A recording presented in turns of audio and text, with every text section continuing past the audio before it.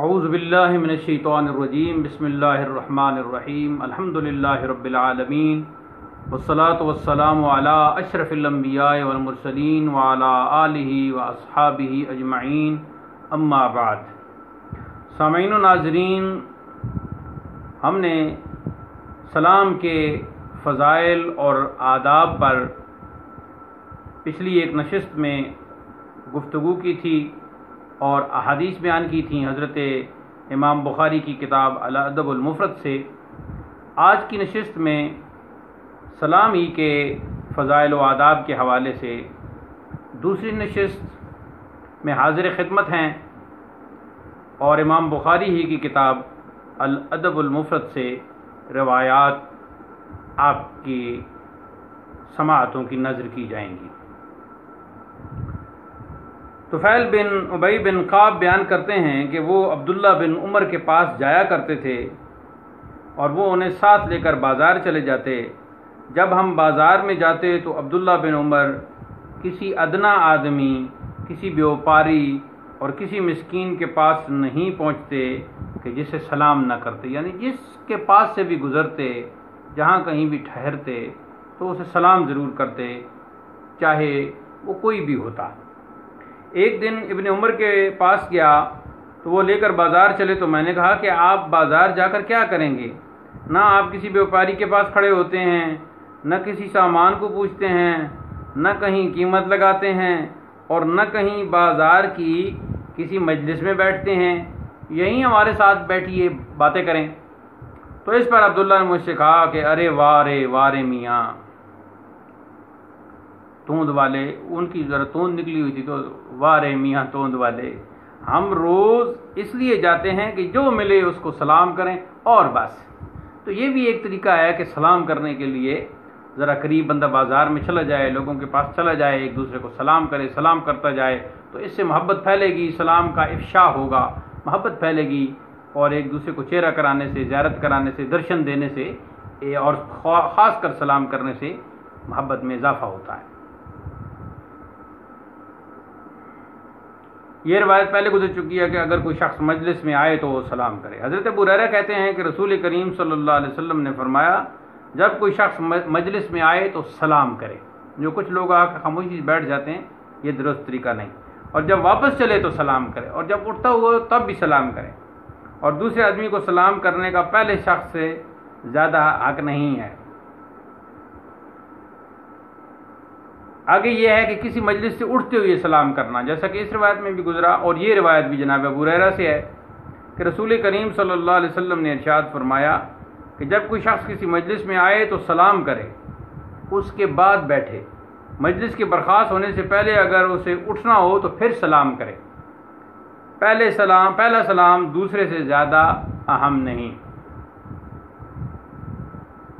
مجلس سے اٹھنے پر سلام کرنا۔ اسی حوالے سے ایک اور روایت ہے، معاویہ بن مرہ یا قرہ، کچھ لکھنے میں واضح نہیں ہے، کہتے ہیں کہ میرے والد نے مجھ سے کہا کہ بیٹا اگر کسی ایسی مجلس میں ہو، چونکہ ہمارے سامنے یہ الادب المفرد کی جو روایات ہیں صرف ترجمہ ہم چونکہ پڑھ رہے ہیں تو اصل متن ہمارے سامنے نہیں ہے، اس لیے یہاں لفظ کے تلفظ میں جو ہے وہ اشتباہ ہوا۔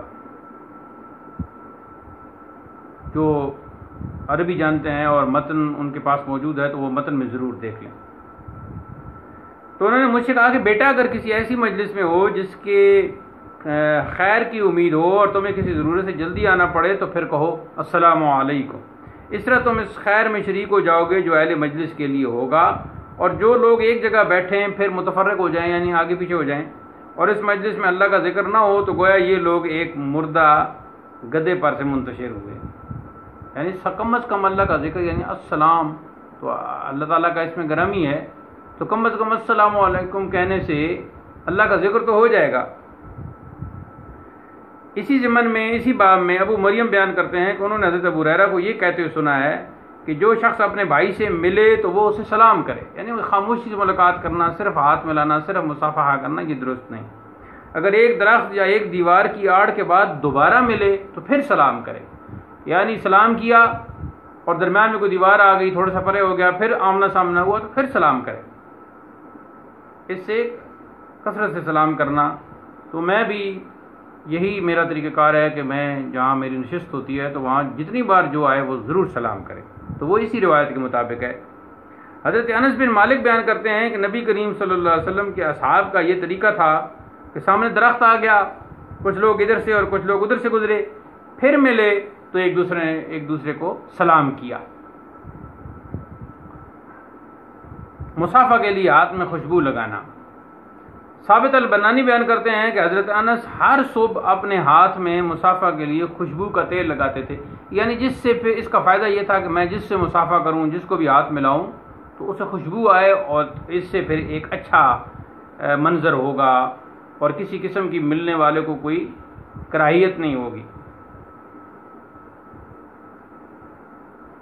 اب یہ بات جو ایک روایت گزری ہے کہ صحیح بخاری میں بھی ہے، تو امام بخاری نے اس اپنی الادب المفرد میں بھی یہ حدیث لائے ہیں کہ کوئی جانتا ہے یا نہیں جانتا، آپ اسے جانتے ہو یا نہیں جانتے، سلام ضرور کرو. حضرت عبداللہ بن عمر بیان کرتے ہیں کہ ایک شخص نے عرض کیا، یا رسول اللہ کیسا اسلام بہتر ہے، یعنی کیسا اسلام یعنی کیسا مسلمان بہتر ہے؟ فرمایا کھانا کھلاؤ اور سلام کیا کرو، جسے پہچانو اسے بھی اور جسے نہ پہچانو اسے بھی. تو اب جو لوگ جس کو پہچانتے ہیں گزرتے وقت اس کو تو سلام کرتے ہیں، اور جسے نہیں پہچانتے اس کی طرف ایسے آنکھوں سے دیکھتے رہتے ہیں اور اس کو سلام نہیں کرتے. تو یہ دراصل ان کی عدم تربیت، اخلاقی تربیت نہ ہونے کی طرف اشارہ ہے. جو بھی ہو آپ اسے سلام ضرور کرو، الا یہ کہ آپ کو کوئی پکا یقین ہو کہ بھئی یہ آنے والا جو ہے یہ غیر مسلم ہے، نان مسلم ہے، تو آپ اس کو نان مسلم کو جو سلام کہنے کا، سلام ایسے کرنے کا جو طریقہ ہے وہ کر دیں، اور اگر وہ سلام کر دیں تو وعلیک بس اتنا کہہ دیں، کیونکہ یہ طریقہ ہمیں سکھایا گیا ہے. حضرت ابو ہریرہ سے اگلی روایت ہے کہ رسول کریم صلی اللہ علیہ وسلم نے مکانوں کے باہر پشتوں اور چبوتروں پر بیٹھنے سے منع فرمایا.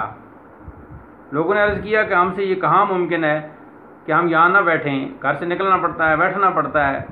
فرمایا بیٹھو تو پھر وہاں بیٹھنے کا حق ادا کرو.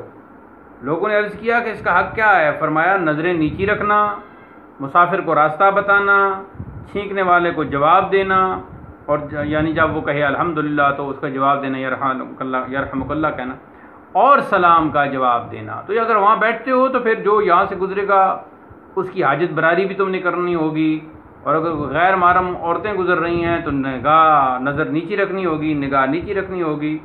تو ان ساری باتوں میں ایک حق یہ بھی بتایا راستے کا کہ جو گزرے گا تو پھر اس کو سلام کرنا ہوگا، اور جو سلام کرے گا تو اس کا جواب بھی دینا ہوگا، کیونکہ گزرنے والے کے لیے ضروری ہے سلام کرنا. کہ روایت میں آتا ہے کہ پیدل جو ہے وہ بیٹھے ہوئوں کو سلام کرے. اگلی روایت بھی حضرت ابو ہریرہ سے ہے کہ سب سے بخیل وہ آدمی ہے جو سلام کرنے میں بخالت کرے، یعنی سلام نہ کرے، جب بھی آئے مجلس میں آئے گھر میں آئے سلام نہ کرے. تو حضرت ابو ہریرہ کہتے ہیں کہ سب سے بڑا بخیل اور کنجوس وہ شخص ہے. اور آگے فرمایا دھوکہ کھا گیا وہ آدمی جس نے سلام کا جواب نہ دیا. ایک تو وہ بخیل ہے، کنجوس ہے جو سلام نہ کرے، اور دوسرا وہ ہے کہ جس نے سلام کا جواب نہ دیا تو وہ بھی ایک قسم کا دھوکہ کھا گیا، شیطان کا اس پر وار چل گیا. اگر تمہارے اور بھائی کے مابین ایک درخت کی آڑ بھی ہو جائے تو سلام کرو، کیونکہ وہ غائب ہو گیا، نظر سے غائب ہو گیا، اور ہو سکے تو اپنے سے پہلے کسی کو سلام نہ کرنے دو، خود ہی ابتدا کرو. جیسا کہ ایک دوسری روایات میں بھی آتا ہے کہ جو سلام میں ابتدا کرتا ہے وہ کبر سے اور تکبر سے بری ہو جاتا ہے، آزاد ہو جاتا ہے، کیونکہ خود پہلے سلام نہ کرنا اور یہ سوچنا کہ دوسرا شخص مجھے پہلے سلام کرے تو یہ ایک قسم کا کبر ہے اور تکبر ہے. تو تکبر تو بس وہ اللہ کی شان ہے اور اللہ ہی کو زیبا ہے. سالم مولا ابن عمر بیان کرتے ہیں کہ ابن عمر کا طریقہ یہ تھا، یعنی حضرت عبداللہ کا، کہ جب ان کو کوئی شخص سلام کرتا تھا تو وہ اس کا زیادہ کر کے جواب دیتے تھے. ایک بار وہ بیٹھے ہوئے تھے، میں آیا اور میں نے السلام علیکم کہا تو انہوں نے کہا وعلیکم السلام ورحمۃ اللہ، تو یعنی اس میں ورحمۃ اللہ کا اضافہ کیا. میں دوبارہ آیا تو میں نے کہا السلام علیکم ورحمۃ اللہ، تو کہا وعلیکم السلام ورحمۃ اللہ وبرکاتہ. تو اس میں وبرکاتہ کا اضافہ کیا۔ پھر میں تیسری بار آیا تو میں نے کہا السلام علیکم ورحمۃ اللہ وبرکاتہ، تو کہا وعلیکم السلام ورحمۃ اللہ وبرکاتہ وطیب صلواتی، تو اس میں اضافہ کر دیا۔ تو یہ چونکہ ان کی عربی زبان تھی اور عربی زبان کے اعتبار سے وہ اضافہ کرتے گئے، لیکن عموماً السلام علیکم کہا جاتا ہے اور اس کے جواب میں وعلیکم السلام ورحمۃ اللہ کہا جاتا ہے۔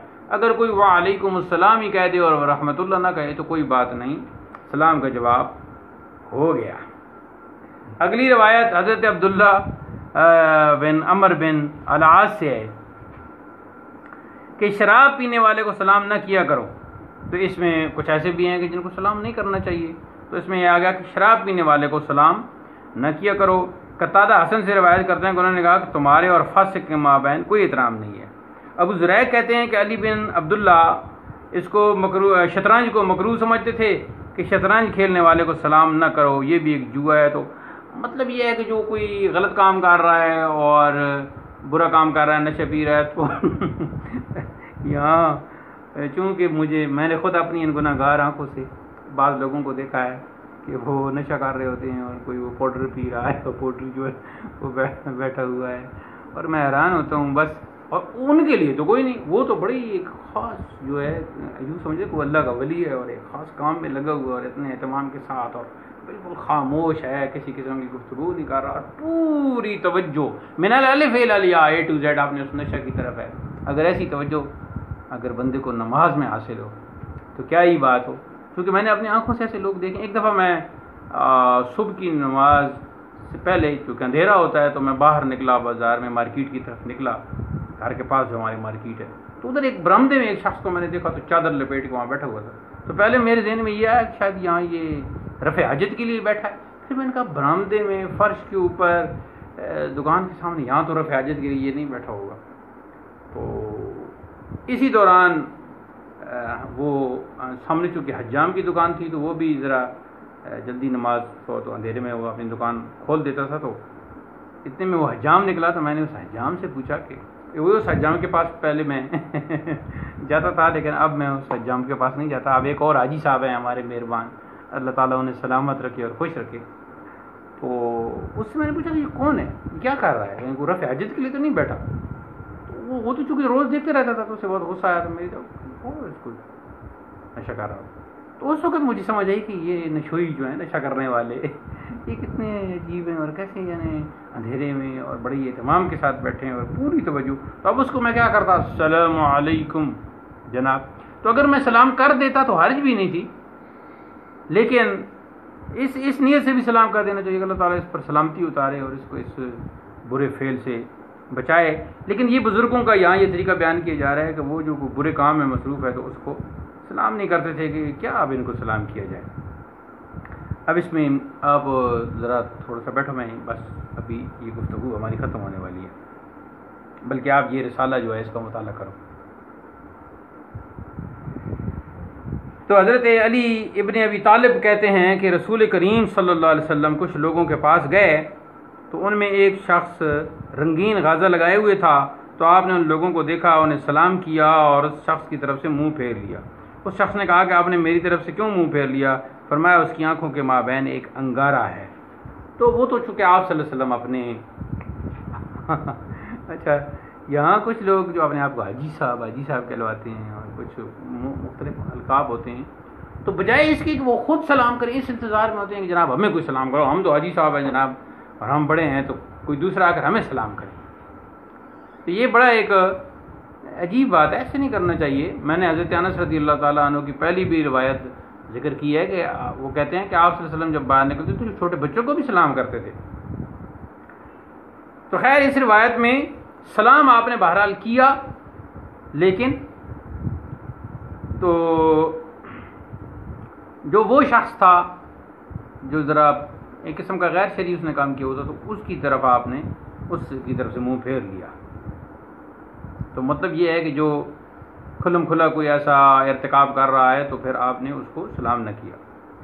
عمر بن شعیب بن محمد بن عبداللہ بن عمر بن العاص بن وائل السامی تو اپنے باپ اور پھر اپنے دادا سے وہ روایت کرتے ہیں کہ نبی کریم صلی اللہ علیہ وسلم کے پاس ایک شخص آیا اور اس کے ہاتھ میں سونے کی انگوٹھی تھی، اور سونا تو مرد کے لیے حرام ہے۔ تو نبی کریم صلی اللہ علیہ وسلم نے اس کی طرف سے منہ پھیر لیا، یعنی اس کو سلام نہ کیا، اور اگر اس نے سلام کیا تو جواب نہیں دیا ہوگا۔ اس نے جو نبی کریم صلی اللہ علیہ وسلم کی ناپسندیدگی دیکھی تو چلا گیا اور سونے کی انگوٹھی اتار کر لوہے کی انگوٹھی پہن کر آیا۔ آپ نے فرمایا یہ بری چیز ہے اور اہل جہنم کا زیور ہے۔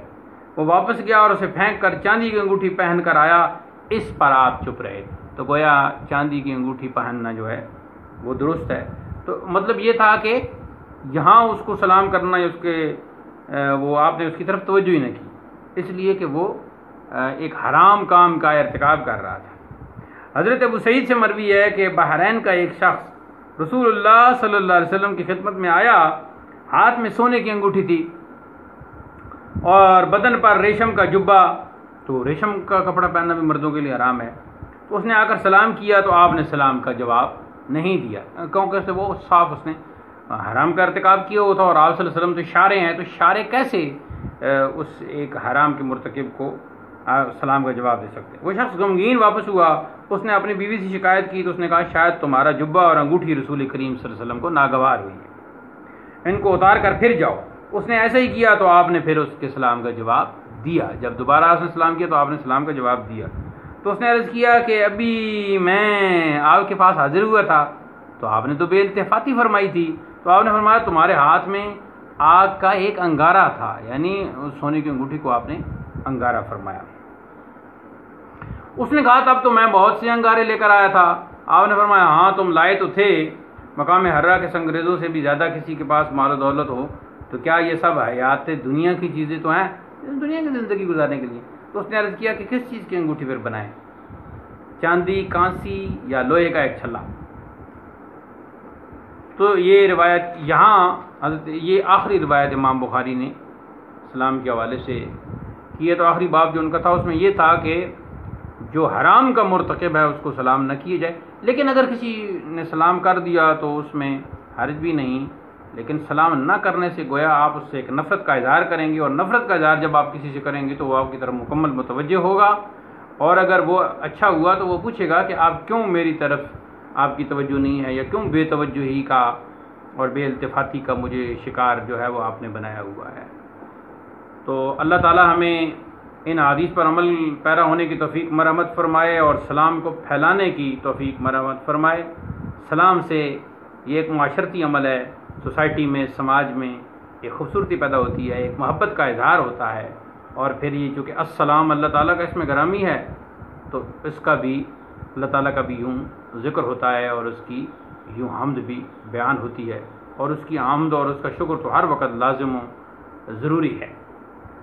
وآخر دعوانا الحمد للہ رب العالمین، والسلام علیکم ورحمۃ اللہ۔ اسلام زندہ باد، پاکستان پائندہ باد۔